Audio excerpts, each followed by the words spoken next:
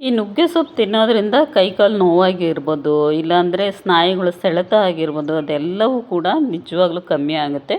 So ತಿಂಗಳಲ್ಲಿ ಒಂದು 2ರಿಂದ ಒಂದು 3 ಸರಿ ತಿನ್ನಿ. ಸೊ ಬಹಳನೇ ಆರೋಗ್ಯ ಸುಧಾರಿಸುತ್ತೆ ಅಂತಲೇ ಹೇಳ್ಬೋದು.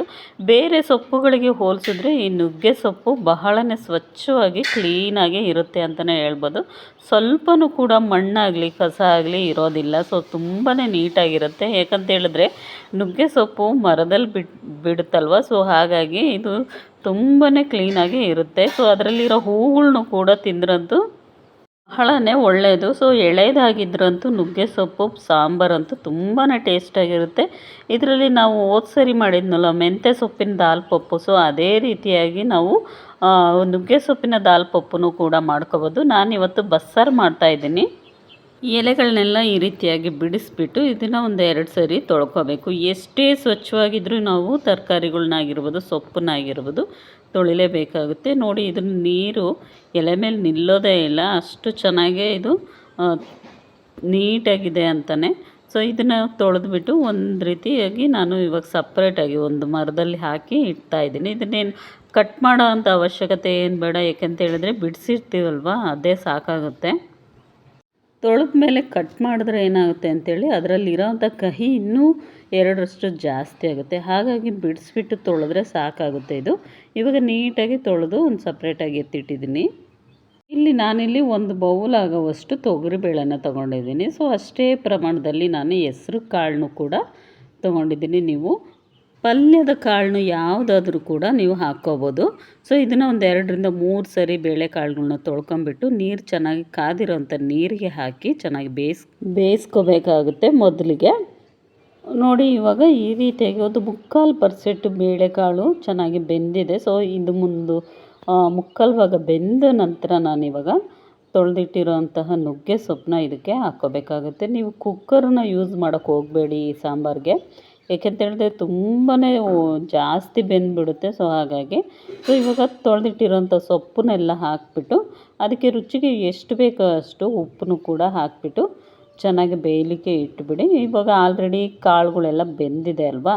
ಸೊ ಇದನ್ನೇನು ಒಂದು ಸ್ವಲ್ಪ ಹೊತ್ತೇನು ಬೇಯಿಸೋದೇನು ಬೇಡ, ಜಾಸ್ತಿ ಟೈಮೇನು ಬೇಯಿಸೋದು ಬೇಡ. ಸೊ ಬೇಗನೆ ಬೇಯುತ್ತೆ ಸೊಪ್ಪಾಗಿರೋದ್ರಿಂದ. ಸೊ ಈ ರೀತಿಯಾಗಿ ಮಿಕ್ಸ್ ಮಾಡಿಬಿಟ್ಟು ಒಂದು 5-10 ನಿಮಿಷದಲ್ಲೇ ಇದು ಚೆನ್ನಾಗಿ ಬೇಯುತ್ತೆ. ಸೊ ನಂತರ ಇವಾಗ ಸಾಂಬಾರಿಗೆ ರೆಡಿ ಮಾಡ್ಕೊಳ್ಳೋಣ ಮಸಾಲೆನ. ಒಂದು 4ರಿಂದ 5 ಈರುಳ್ಳಿ, ಒಂದು 2-3 ಗಡ್ಡೆ ಬೆಳ್ಳುಳ್ಳಿನ ಹಾಕ್ಬಿಟ್ಟು ಒಂದು ಹಂಚಿಗೆ ಚೆನ್ನಾಗಿ ಹುರ್ಕೋಬೇಕು. ಅದ್ರ ಜೊತೆಗೇ ಒಂದೇ ಒಂದು ಟೊಮೊಟೊನ ಕಟ್ ಮಾಡಿ ಹಾಕಿದ್ದೀನಿ. ಇದನ್ನು ಕೂಡ ಚೆನ್ನಾಗಿ ಡ್ರೈ ರೋಸ್ಟ್ ಥರ ನೀಟಾಗಿ ಚೆನ್ನಾಗಿ ಸ್ವಲ್ಪ ಈರುಳ್ಳಿ ಕಲರ್ ಚೇಂಜ್ ಆಗೋವರೆಗೂ ಹುರ್ಕೊಂಡ್ರೆ ಸಾಕಾಗುತ್ತೆ. ಸೊ ಭಾಳ ರುಚಿಯಾಗಿರುತ್ತೆ ಬಸ್ಸಾರು. ಈ ಥರ ನೀವು ಮಾಡಿ ನೋಡಿ. ಸೊ ಇದ್ರ ಜೊತೆಗೇ ನಾನಿವಾಗ ಒಂದು 1/2 ಟೇಬಲ್ ಸ್ಪೂನ್ ಆಗುವಷ್ಟು ಜೀರಿಗೆನ ಹಾಕ್ಕೊಳ್ಳಿ. ಹಾಗೆಯೇ 1/2 ಟೇಬಲ್ ಸ್ಪೂನ್ ಆಗುವಷ್ಟು ಕಾಳು ಮೆಣಸನ್ನು ಕೂಡ ಹಾಕ್ಕೊಳ್ಳಿ. ಮತ್ತು ಒಂದು ಹಿಡಿ ಆಗುವಷ್ಟು ಕರಿಬೇವನ್ನು ಕೂಡ ಹಾಕಿದ್ದೀನಿ. ಇದಿಷ್ಟನ್ನು ಕೂಡ ಇವಾಗ ಈ ರೀತಿಯಾಗಿ ಹುರ್ಕೊಳ್ಳಿ. ಸೊ ಇದಾದ ನಂತರ ಇದಕ್ಕೆ ನಾನಿವಾಗ ಕಾಯಿನ ಹಾಕಿದ್ದೀನಿ. ಒಂಥರ ಸ್ಲೈಸ್ ಥರ ಕಟ್ ಮಾಡಿಬಿಟ್ಟು ಹಾಕಿರೋ ಅಂಥದ್ದು. ಸೊ ಕಾಯಿ ತುರಿ ಬೇಕಿದ್ರೆ ಹಾಕ್ಕೊಳ್ಳಿ. ಸೊ ಹಾಕ್ಬಿಟ್ಟು ನೀಟಾಗಿ ಇದನ್ನು ಕೂಡ ಹುರ್ಕೊಳ್ಳಿ. ಸೊ ಎಲ್ಲವೂ ಒಟ್ಟಿಗೆ ನಾನು ಹಾಕಿ ರೋಸ್ಟ್ ಮಾಡ್ತಾ ಇರೋ ಅಂಥದ್ದು. ನಂತರ 7ರಿಂದ ಒಂದು 8 ಹಸಿರು ಮೆಣಸಿನ್ಕಾಯನ್ನು ಕೂಡ ಇದನ್ನು ಕೂಡ ಹುರಿದ್ಬಿಟ್ಟು ಹಾಕಿ ಇದೆಲ್ಲವನ್ನೂ ಒಂದು ಮಿಕ್ಸಿ ಜಾರಿಗೆ ಹಾಕಿ ಒಂದು ಹಿಡಿ ಆಗುವಷ್ಟು ಕೊತ್ತಂಬರಿ ಸೊಪ್ಪು, ಆಮೇಲೆ ಒಂದು ಸ್ವಲ್ಪ ಹುಣಸೆಹಣ್ಣ ನೆನೆಸಿಟ್ಟಿರೋ ಅಂಥದ್ದು ನೀಟಾಗಿ ಮಸಾಲೆ ರೆಡಿ ಮಾಡ್ಕೊಳ್ಳಿ. ಸೊ ಇವಾಗ ಈ ಕಡೆ ಸೊಪ್ಪು ಮತ್ತು ಬೇಳೆ ಚೆನ್ನಾಗಿ ಬೆಂದಿದೆ. ಸೊ ಇದನ್ನು ನಾನು ಇವಾಗ ಬಸ್ಕೊಂಡು ಈ ಕಡೆ ಕಟ್ಟು ಕೆಳಗಡೆ ಒಂದು ಪಾತ್ರೆಯಲ್ಲಿ ಹಾಕಿದ್ದೀನಿ. ಸೊ ನಂತರ ಈ ಸೊಪ್ಪು ಬೇಳೆ ಎಲ್ಲ ನೀಟಾಗಿ ತಣ್ಣಗಾಗಬೇಕು. ತಣ್ಣಗಾದ್ಮೇಲೆ ನಾವು ತಣ್ಣಗೆ ಏನಕ್ಕೆ ಹಾಕಬೇಕು ಅಂತ ಹೇಳಿದ್ರೆ ಕಹಿ ಬಂದುಬಿಡುತ್ತೆ ಬಿಸಿ ಕಟ್ಟಿಗೆ ಹಾಕಿಬಿಟ್ರೆ. ಸೊ ಹಾಗಾಗಿ ಇವಾಗ ಒಗ್ಗರಣೆನ ಕೊಟ್ಟರೆ ಫೈನಲಾಗಿ ಬಸ್ಸಾರು ರೆಡಿ ಆಯಿತು. ಇವಾಗ ಒಂದು ಟೈಮ್ ಕುದಿಯೋಕೆ ಇಟ್ಬಿಟ್ರೆ ಫೈನಲಾಗಿ ಸಾಂಬಾರು ರೆಡಿ ಆದಂಗೆ. ನೆಕ್ಸ್ಟ್ ಈ ಕಡೆ ಸೊಪ್ಪಿನ ಪಲ್ಯ ಮಾಡ್ಕೊಳ್ಳೋಕ್ಕೆ ಸೊಪ್ಪನ್ನ ಈ ರೀತಿಯಾಗಿ ಹಿಂಡಿಬಿಟ್ಟು ರೆಡಿ ಮಾಡಿ ಇಟ್ಕೊಂಡಿರಬೇಕು. ಇವಾಗ ಒಂದು ಬಾಣಲಿಗೆ ಕುಕ್ಕಿಂಗ್ ಆಯಿಲ್ನ ಹಾಕ್ಕೊಳ್ಳಿ. ಪಲ್ಯಕ್ಕೆ ಅಂತ ಹೇಳಿದ್ರೆ ಸ್ವಲ್ಪ ಜಾಸ್ತಿನೇ ಹಾಕ್ಕೊಳ್ಳಿ. ನೆಕ್ಸ್ಟು ಸಾಸಿವೆ ಮತ್ತು ಜೀರಿಗೆ ಹಾಕಿ, ಹಾಗೆ ಕರಿಬೇವು ಹಾಕಿ, ಮತ್ತು ಒಂದು 2 ಹಸಿರು ಮೆಣಸಿನಕಾಯಿ ಕೂಡ ಹಾಕಿ, ಆಮೇಲೆ ಒಂದು 2ರಿಂದ 3 ಈರುಳ್ಳಿನ ಚಿಕ್ಕದಾಗಿ ಕಟ್ ಮಾಡಿ ಹಾಕ್ಕೊಳ್ಳಿ.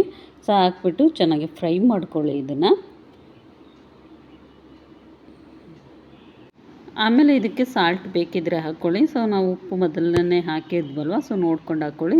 ನಂತರ ಸೊಪ್ಪನ್ನ ಹಿಂಡಿಟ್ಟಿರೋಂಥ ಸೊಪ್ಪನ್ನ ಇದಕ್ಕೆ ಹಾಕ್ಕೊಳ್ಳಿ. ಹಾಕ್ಬಿಟ್ಟು ಮಿಕ್ಸ್ ಮಾಡ್ಕೊಳ್ಳಿ ನೀಟಾಗೆ. ಸೊ ಭಾಳ ರುಚಿಯಾಗಿರುತ್ತೆ.